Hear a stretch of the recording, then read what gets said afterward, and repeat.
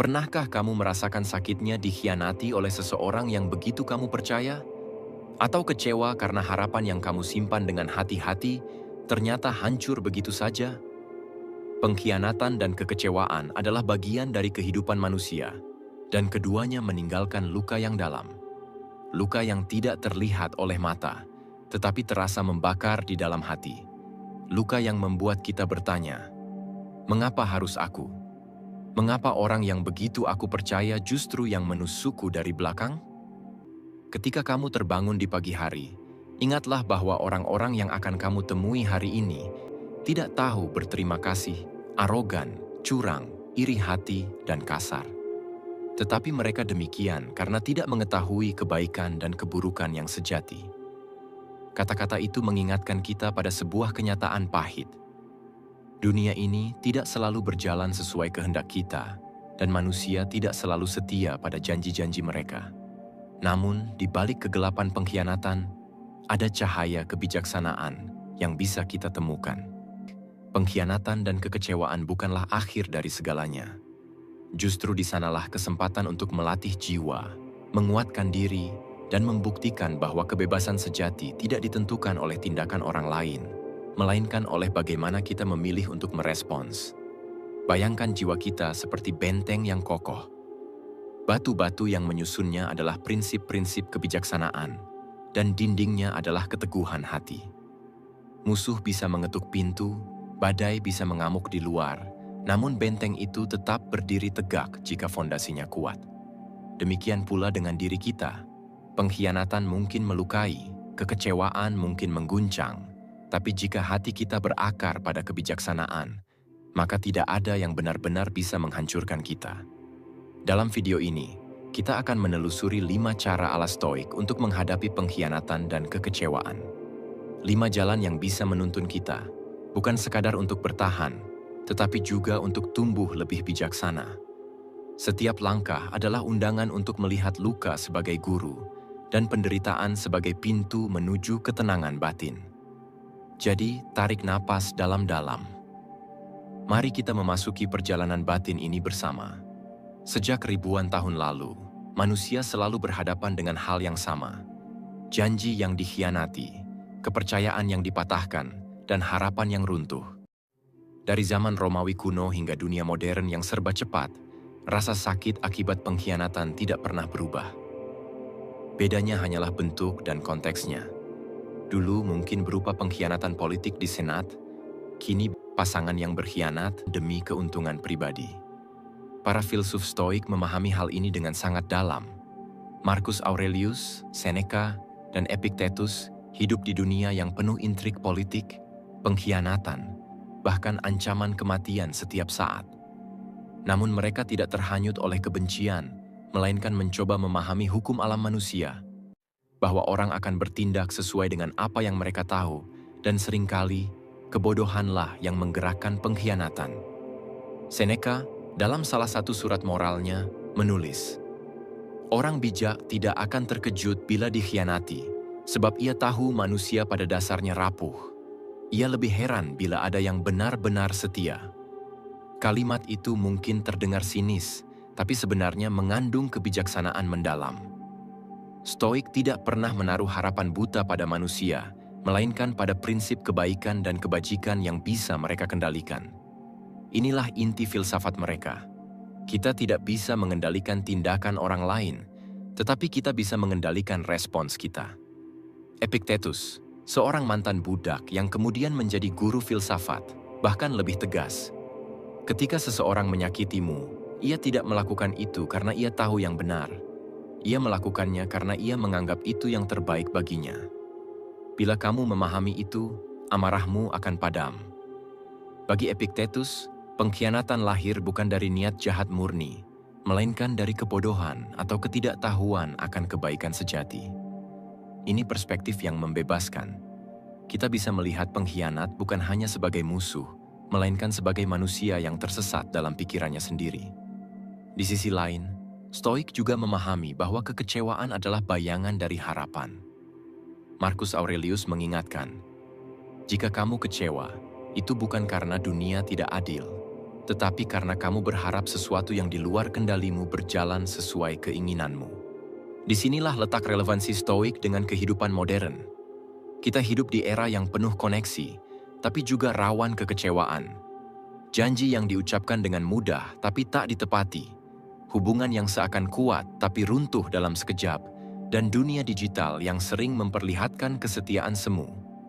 Namun, kebijaksanaan kuno ini tetap bisa menjadi penuntun. Stoikisme mengajarkan bahwa pengkhianatan dan kekecewaan tidak harus menjadi racun yang membakar jiwa. Sebaliknya, mereka bisa menjadi latihan, sebuah gimnasium batin di mana jiwa kita ditempa. Sama seperti tubuh yang ditempa oleh beban berat agar lebih kuat, demikian pula hati kita ditempa oleh luka agar lebih kokoh. Dengan perspektif historis ini, kita bisa memahami, jika para filsuf yang hidup di zaman penuh intrik, pengkhianatan politik, bahkan ancaman maut setiap hari bisa tetap menjaga ketenangan batin, maka kita pun bisa belajar melakukan hal yang sama di tengah luka pribadi kita. 1. Menerima realitas manusia. Langkah pertama ala Stoik adalah menerima kenyataan bahwa manusia bisa mengecewakan. Marcus Aurelius sudah mengingatkan bahwa setiap hari kita akan bertemu orang yang kasar, curang, atau tidak tahu berterima kasih. Dengan kata lain, pengkhianatan bukanlah pengecualian, melainkan bagian dari realitas manusia. Bayangkan seperti ini. Jika kamu berjalan di hutan, lalu tersandung akar pohon, apakah kamu marah pada pohon itu? Tidak. Kamu mungkin sakit, tapi kamu tahu pohon hanya tumbuh sebagaimana mestinya. Begitu pula manusia. Banyak orang bertindak sesuai kebodohan, nafsu, atau ketidaktahuan mereka. Mereka tersandung dalam moralitas, dan kita yang merasakan dampaknya. Menerima kenyataan ini bukan berarti membenarkan pengkhianatan. Tetapi, dengan mengubah perspektif, kita berhenti terkejut. Dan ketika kita berhenti terkejut, kita juga berhenti menderita dua kali. Pertama karena pengkhianatan itu sendiri, dan kedua karena ekspektasi kita yang hancur. Seperti kata Epictetus, ketika kamu mencium anakmu, bisikan pada dirimu bahwa ia fana, agar ketika ia tiada, kamu tidak akan terkejut. Bila pada hal yang paling kita cintai, Stoik mengajarkan untuk siap kehilangan, apalagi pada hal yang rapuh seperti kesetiaan manusia. 2. Memisahkan kendali. Fokus pada respons, bukan tindakan. Orang Stoik selalu menekankan dikotomi kendali. Ada hal-hal yang bisa kita kendalikan dan ada yang tidak. Pengkhianatan, ucapan kasar, atau janji yang dilanggar jelas berada di luar kendali kita. Tetapi respons kita, itulah wilayah kekuasaan sejati. Seneca pernah berkata, kita lebih sering disakiti oleh imajinasi kita sendiri daripada oleh kenyataan. Ketika seseorang berkhianat, rasa sakit datang seketika. Tetapi seringkali, penderitaan yang berlarut-larut lahir dari cara kita mengulang-ulang peristiwa itu dalam pikiran. Kita memutar adegan itu ribuan kali, seperti menonton film yang sama hingga akhirnya menghancurkan diri kita sendiri. Bayangkan seseorang melempar batu ke arahmu. Itu menyakitkan. Tetapi apakah bijak jika setelah itu kamu mengambil batu yang sama, lalu memukulkannya ke kepalamu berulang kali? Itulah yang sering kita lakukan ketika membiarkan pengkhianatan terus hidup di pikiran kita. Praktik Stoik mengajarkan, lepaskan apa yang di luar kendali dan arahkan energi pada hal yang bisa kamu atur, yakni sikap, pilihan, dan tindakanmu sendiri. Dengan begitu, kamu bukan lagi korban dari perbuatan orang lain, melainkan penguasa atas batinmu sendiri. Di titik ini, kita sudah melihat dua cara pertama Stoik menghadapi pengkhianatan. Menerima kenyataan manusia apa adanya. Memisahkan kendali dengan fokus pada respons, bukan pada pengkhianat itu sendiri. Keduanya adalah fondasi, seperti membangun tembok pertama dari benteng jiwa. Tanpa fondasi ini, langkah-langkah berikutnya tidak akan bisa berdiri kokoh. 3. Mengubah luka menjadi latihan kebajikan. Bagi para Stoik, setiap cobaan adalah kesempatan untuk melatih kebajikan. Pengkhianatan bisa melatih kesabaran, kekecewaan bisa melatih kerendahan hati, dan kehilangan bisa melatih ketabahan. Marcus Aurelius menulis, Hindarilah mengutuk takdirmu. Apapun yang diberikan padamu, ia diberikan untuk melatih jiwa. Bayangkan seorang prajurit yang berlatih di medan perang. Ia tidak akan menjadi kuat bila hanya berlatih di tempat yang aman dan nyaman. Justru dengan musuh yang tangguh, pedang yang menantang, dan luka yang ia derita, keterampilannya ditempa. Demikian juga jiwa kita. Pengkhianatan memang menyakitkan, tetapi dalam pandangan Stoik, ia adalah arena untuk melatih keutamaan. Apakah kita mampu tetap adil ketika diperlakukan tidak adil? Apakah kita mampu tetap berbelas kasih ketika orang lain merusak kepercayaan kita? Inilah ujian sejati kebajikan. 4. Memandang dari perspektif yang lebih luas, Stoik selalu mengajak kita melihat hidup dari ketinggian, seakan kita terbang di atas kota, menatap seluruh kehidupan dari sudut pandang kosmos. Dari sana, luka pribadi tampak kecil, bukan untuk meremehkannya, tetapi untuk menempatkannya dalam skala yang lebih benar. Epictetus berkata, "Jangan berkata, aku kehilangan sesuatu, katakan, ia dikembalikan." Bila seorang sahabat berkhianat, dalam pandangan kosmik, ia hanyalah bagian dari arus besar kehidupan. Orang datang dan pergi, janji dibuat dan dilanggar, dan semua itu bagian dari tarian alam semesta. Bayangkan ombak di pantai. Ombak datang membawa buih, lalu kembali ke laut. Begitu pula manusia dalam hidup kita. Ada yang membawa kebahagiaan, ada yang membawa luka, tetapi semuanya sementara. Dengan perspektif ini, rasa sakit yang kita alami tidak lagi mutlak, melainkan hanya bagian kecil dari perjalanan besar jiwa. 5. Menjaga kebebasan batin. Stoik percaya bahwa kebebasan sejati tidak ditentukan oleh keadaan luar, melainkan oleh keteguhan batin. Bahkan seorang budak seperti Epictetus bisa berkata bahwa dirinya lebih bebas daripada para tuannya, karena pikirannya tidak terikat oleh dendam atau kebencian. Pengkhianatan bisa mengikat jiwa kita dengan rantai kebencian. Tetapi bila kita menolak membiarkan hati diperbudak oleh emosi itu, maka kita tetap bebas. Seneca menulis, "Orang yang memaafkan lebih unggul dari orang yang membalas." Bukan berarti Stoik mendorong kita untuk buta terhadap ketidakadilan, melainkan untuk tidak membiarkan kebencian menguasai hidup kita. Memaafkan di sini bukan hadiah untuk pengkhianat, melainkan jalan untuk membebaskan diri sendiri dari beban yang mengikat. Kebebasan batin berarti mampu berkata, "Ya, aku terluka, tetapi luka ini tidak akan menentukan siapa diriku. Aku tetap berdiri dengan tenang, karena batinku adalah milikku, bukan milik mereka yang melukaiku." Dengan 3 langkah ini, kita sudah melihat gambaran lengkap. Luka sebagai latihan kebajikan. Perspektif luas yang meredakan rasa sakit. Kebebasan batin yang tidak bisa disentuh oleh pengkhianatan. Jika langkah pertama dan kedua adalah fondasi, maka 3 langkah ini adalah menara yang membuat benteng jiwa kita menjulang tinggi, tak tergoyahkan oleh badai di luar. Kebijaksanaan Stoik akan tetap abstrak jika hanya berhenti sebagai renungan. Nilainya baru terasa ketika kita benar-benar melatihnya dalam keseharian. Berikut beberapa latihan sederhana yang bisa menjadi pegangan saat menghadapi pengkhianatan atau kekecewaan. 1. Latihan antisipasi negatif. Premeditatio malorum. Setiap pagi, luangkan sejenak untuk merenung. Hari ini mungkin ada yang akan mengecewakan, ada yang mungkin berkhianat, ada yang mungkin berkata kasar atau ingkar janji. Dengan melatih pikiran untuk mengantisipasi hal buruk, kita tidak lagi terkejut ketika itu terjadi. Luka tetap ada, tapi tidak lagi menusuk sedalam jika datang tanpa persiapan. Cobalah menuliskan dalam jurnal kecil setiap pagi. Aku siap menghadapi manusia apa adanya, bukan seperti yang kuharapkan. 2. Jeda. Sebelum merespons, saat dikhianati atau dikecewakan, reaksi alami kita adalah marah, menyalahkan, atau menuntut balas. Namun, Stoik mengajarkan untuk memberi jarak sejenak antara peristiwa dan respons.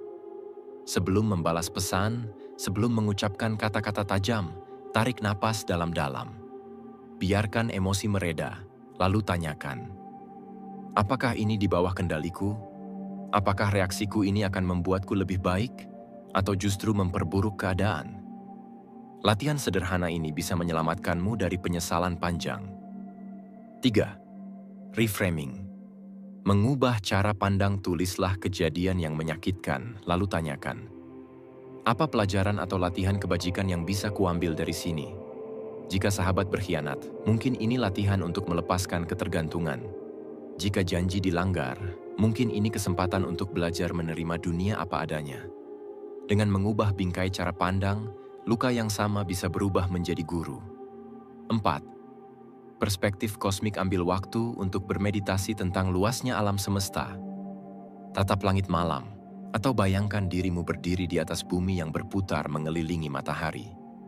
Ingatlah, luka yang kamu rasakan adalah bagian kecil dari aliran besar kehidupan.